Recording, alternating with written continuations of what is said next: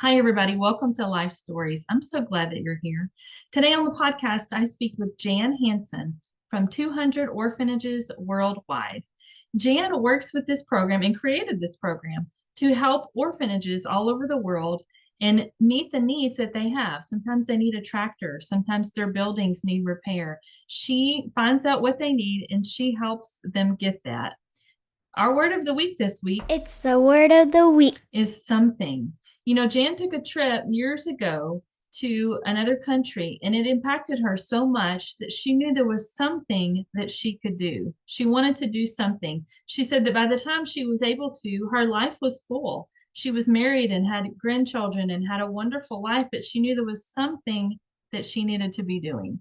What is that something that you need to be doing? What is that something that you can do to help someone else? Maybe it's just smiling at people when you go to the grocery store. Maybe your smile will be the only smile they see today. You know, maybe it's taking a friend out for coffee just because maybe they need somebody to listen to. There is something that we can do. Doesn't have to be a big thing. Even little things are important and special. And I'm going to be looking for those some things. I hope that you will too. Thanks for being here. Yeah, I like Oh, looking at my time as conversations rather than interviews. I just want nice. to hear, Good. I just want to hear from you. So I want to know how and why you started 200 Orphans Worldwide. What is that organization and why did you start it? Okay. Okay. Well, 200 Orphanages Worldwide is a nonprofit that raises money for orphan projects all around the world. And so what we do is we partner with United States-based nonprofits who do orphan care internationally, primarily international orphan care. And so we will connect with them or they connect with us. They apply to have us as a partner, and then we will find out what their needs are. They tell us, well, we need a well, or we need a dormitory, or we need a this or that. And we then present that to our donors. We present that to the world at large, social media, this and that. And we raise money for them. So we're basically raise awareness. Our mission is to raise awareness and funds for building projects that serve orphans. And we provide safety, shelter, and sustainability. So we will do things like tractors for so they can raise food for Right. not only the orphan home, but also for the community. We do, we've done solar irrigation. We've done solar pumps for wells. We've done tons of wells all over India and all over Africa. Clean water wells. We do the whole process of building a well is, not everybody knows how to build a well, but now Right. I do know. I don't know how to build them, but I know how the process works. You dig a hole, that's the borehole. Then you put up you get the pump pumps the water into the tank, and then you put pipes in to have the water flow, and then the kids turn on the faucet, and it's just wonderful. So anyway, that has been so that is what we do as an organization. We raise money basically, and there's no way to sugarcoat that. I mean, people love to give to good causes. They love to give, period. This is what I have found, which is so interesting to me, that people hear the story and they want to help. So it doesn't take Absolutely. a lot of persuading. It just, they hear and see the story about an orphan child who needs a roof over their head or clean water so that they wouldn't get diseases and die. I mean, these are things that are reality, Right. away from our shores, but reality mostly in the world. And we're just trying to fill a need. And Absolutely. so just one more thing about that is we really are unique in our vision. And I didn't set out, let's create a unique vision, but what we do is we raise money for orphan organizations, because they often do not have the resources for extra things like Yeah. repairs for their buildings, or a new well, or medical equipment, or new beds, these Right. kinds of things that they raise. It's not money flowing into a lot of these places that we go to. They're the neediest places, really. I look at some of videos online of these areas that we go in, like South Sudan and areas in Kenya and even Tanzania. And there's extreme poverty Yeah. everywhere in the world. And, so that's the people that we work with. And that's the people that we try to help. Yeah. And those are the stories we share. So, Well, like, why did you ever get started with this? What was this something that you always wanted to do, was help orphanages, or did you take a trip it's that a got really you good, excited? all of the above. I All did of the above. all of those things. And yes. Yes. Well, I've always felt, I'm actually writing my memoir. So, Oh, and wow. How so this, exciting. so this about how I started 200 orphanages and why. That's And so great. one of the, yes, and I'm just finishing it now. So I'm really Oh, excited. It's yay. I been can't a wait to read it. long journey. Yeah, so I'm just finishing it. I'm doing just some chapter summaries and getting a letter out to publishers, and that'll be, so hopefully I'll be able, everybody will be able to read the story. But Right. when you grow up in rural Minnesota, whereas where I grew up, and our family was, middle class, like most families in America, not most, but lots of families in America, and you don't see poverty Right. like is in the world. We don't see it. Mhm. So what I had an opportunity when I was 16 to go to Lima, Peru as an exchange student. Wow. And I went and stayed with a lovely family, bless their hearts. I just, it was just a wonderful experience for me, for a 16-year-old sheltered Minnesota gal, right? Growing Yeah. up in rural Minnesota. Well, I drove up to, we drove up, the driver brought us up to the home I was going to be staying at, and with the family, and we're driving past all of this area right below the mountains. They had all these beautiful homes in the mountains, on the mountainside, gorgeous sites, gorgeous homes, swimming pools, the upper class of Peru, Lima. And there were these shanties alongside the road, and just these, like, I don't know how to describe them except shanties. Right. And I asked my sister Maritza, I asked her, I said, what is that, who is that? And she says, well, a lot of the people that work in these homes live here. Wow. And so, yes, and so I had never seen anything like that before. The people living in not grass huts, even cardboard huts, Right. canvas roof, And so that was all really new to me. And I just was kind of shocked. So shocked enough so that it stayed with me my Yeah. whole life. And my experience in Peru, by the way, was wonderful. We would take drives along the countryside and do some, touring and things of that nature. And we would see all these little boys. I have pictures of them still, these little boys in just, dirty clothes and standing on the wayside, just so excited, happy to see you and all this, but you would never see that in Minnesota either. You just didn't see that sort of thing. And so it really struck me, and those little faces and those little eyes just stayed with me forever. Still I can still see him standing in the side of the road. And so that was kind of my first experience, realizing that there's a bigger world out there Right. than me. Well, time goes on, and I became a Christian when I was 17. I Yeah. actually went to a Billy Graham crusade. Oh, My wow. felt like my life was over.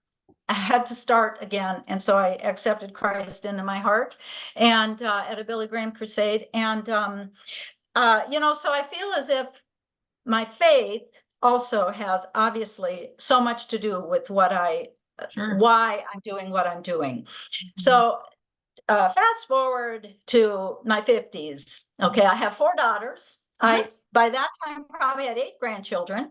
Wow. I have 15 now, so I have a Oh my large gosh. family, large, I only have yes, two. wonderful. I feel a little bit greedy, but I I mean, feel I very love them. blessed. They're wonderful, but Of 15, course. oh, so much Yeah. to love. So much joy. Yes. I love it. I'm so Yes. glad that I'm just that kind of person that needs Yes. all that, I guess. Anyway, so but anyway, so I was working for the family business, which was Center, Minnesota, and my dad started it's a community bank, it's a national bank, regional in nature, and so I was working for him, and my life was good. My life was good. I had everything. I accomplished everything that I had ever wanted. Raised wonderful daughters, have grandkids coming, have a great career, have a wonderful husband, married now, it'll be 50 years in October. Oh, how exciting. Yeah. And, but I felt so empty, and I had a vibrant faith. It's like, well, what am I missing? Right. So I Right. really had to start my search.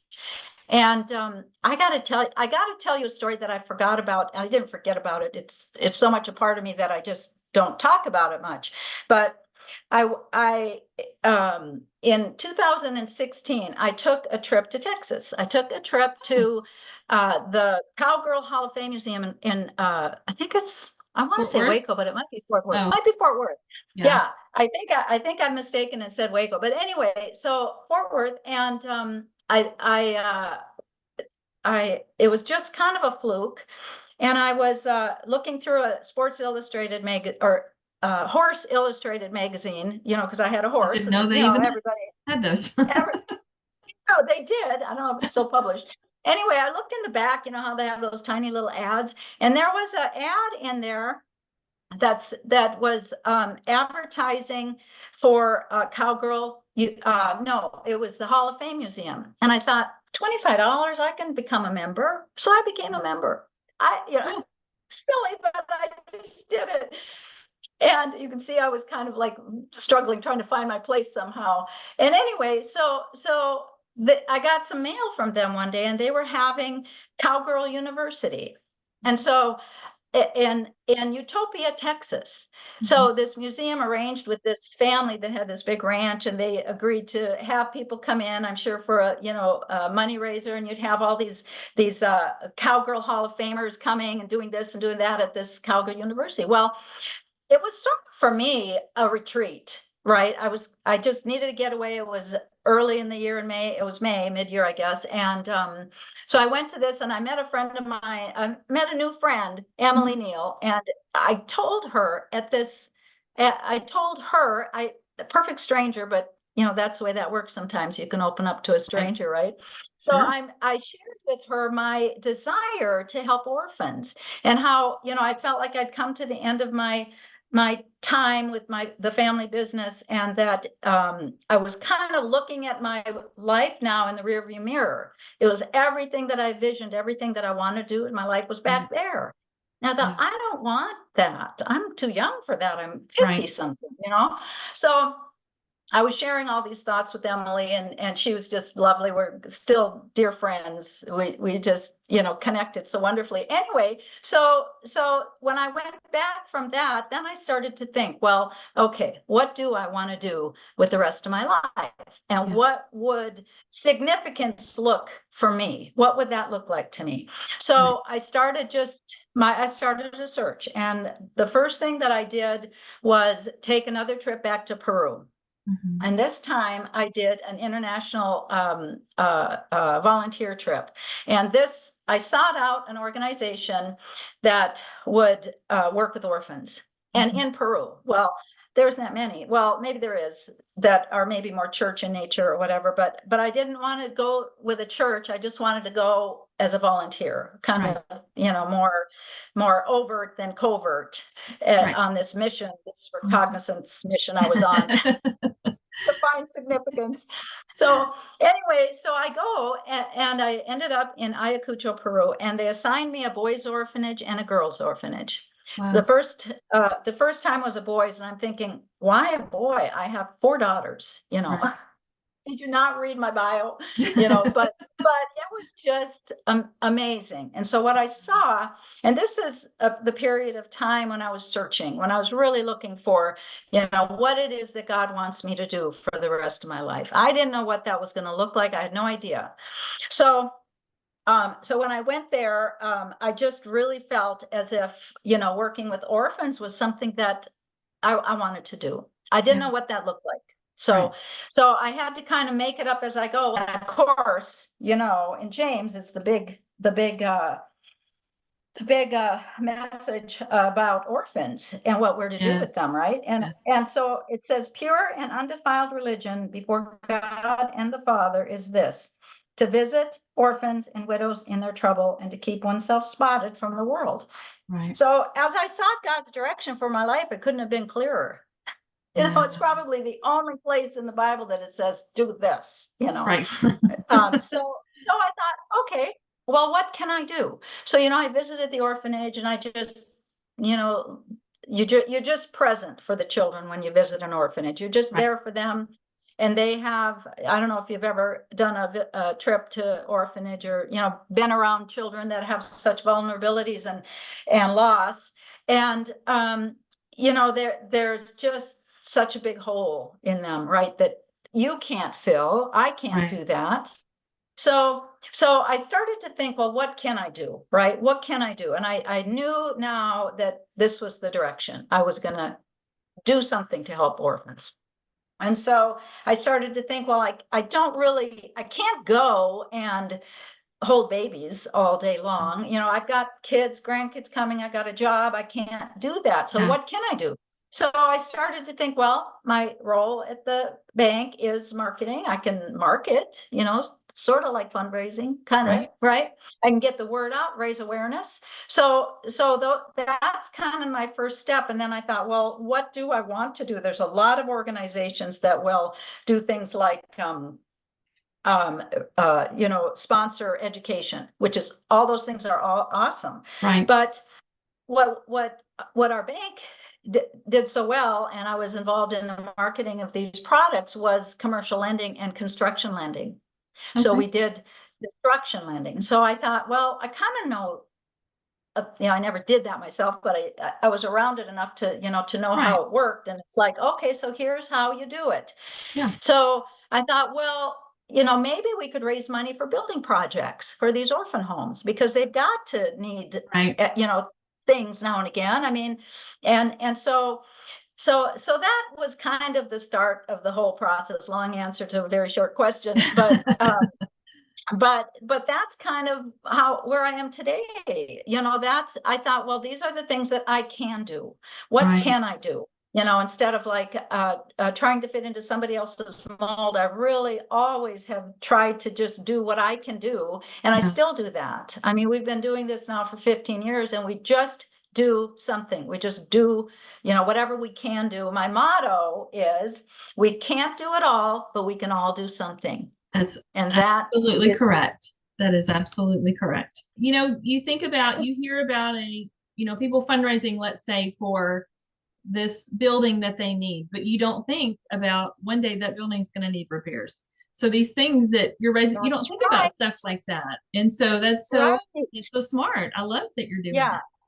What do you Yeah. wish? Well, that's Go kind of what ahead. I was going that's what I kind of started to say, is that we are unique, and Yes. that we really fill a need. Yeah. A lot of these organizations don't have the funds to repair, Right.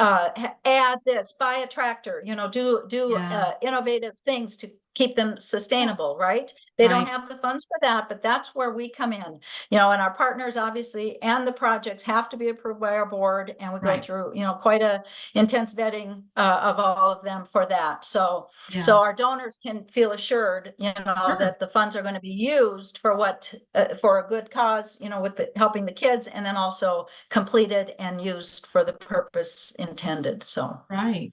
Well, life is expensive. And, when things break over there, they don't always have the resources or, the ability to go get the resources. So I've right. never thought about that before. Do you have a story that stands out to you that, I mean, I know as much as you've traveled, as much as time as you have spent with these kids and the people working, I'm sure you have lots of stories, but is there something that really just touched you, that moved you, that you can remember? Well, yeah, yes. Well, on the same trip to Tanzania, we work with a partner that's based in Tulsa, Oklahoma, and they have two homes now in Tanzania. And my sister-in-law and I both traveled there. She asked me if I would take her there, to Africa, and so I said yes. It was quite an Yeah. adventure. So anyway, so um, we were assigned to spend time with two girls. She had a girl named Betty, and I can't remember, I can't pronounce her name, the one that I had, but Betty happened to be my sister-in-law's mother's name, which was Oh, very yeah, significant to her because she yeah, went through with the trip was paid for by her mother's passing and her uh-huh, inheritance she got from her yeah, mother, which was really quite cool and yeah, unexpected. that's neat. And I had this little gal, and so we spending time with them reading. They were two new residents at the home, and so they, were very unsure, I'm sure, of themselves Yeah, and scared and all of this, wondering what's going on. And so one of the roles of the volunteers is to be a reading buddy.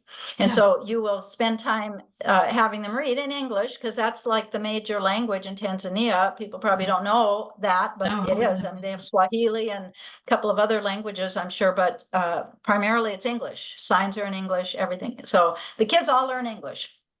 And so we're reading with these little girls, and I don't know, those that experience and those kinds of experiences of spending that time, Yeah, pouring yourself into these children where they have not, I don't know their background, so I'm right, just making an assumption they have not had that one-on-one care, that right. one-on-one attention, you know, that we were allowed to give them. And it was, that's, a whole compound full of girls like that, Yeah, and this was a girls refuge, that they take in girls abused and things of that nature at this particular home.